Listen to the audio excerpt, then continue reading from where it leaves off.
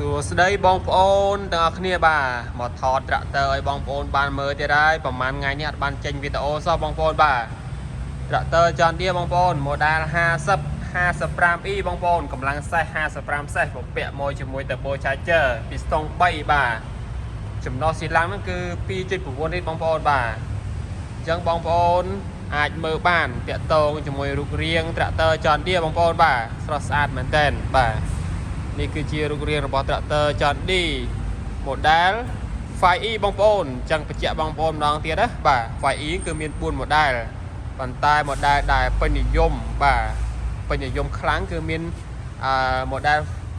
55E បងប្អូន 5065E និង 5075E បងប្អូនហើយមួយ model ទៀតបាទជាប្រភេទធុន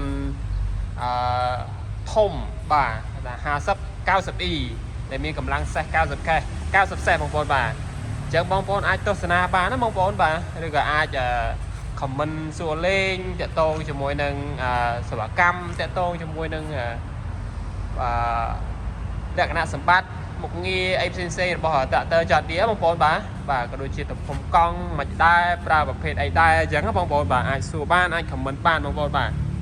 ត្រាក់ទ័រចន្ទឌីបងប្អូនបាទអញ្ចឹងយើងបងប្អូនឃើញហើយនៅពីមុខត្រាក់ទ័រចន្ទឌីគឺយើងមានបំពាក់របាំងការពារផ្នែកខាងមុខបាទយើងដាក់ថា OMA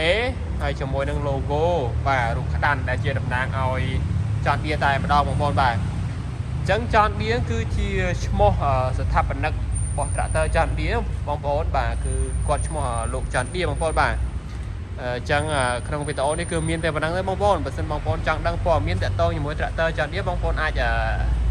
comment សួរខាងក្រោមវីដេអូបានណាបងប្អូនបាទកុំភ្លេចជួយចុច like ចុច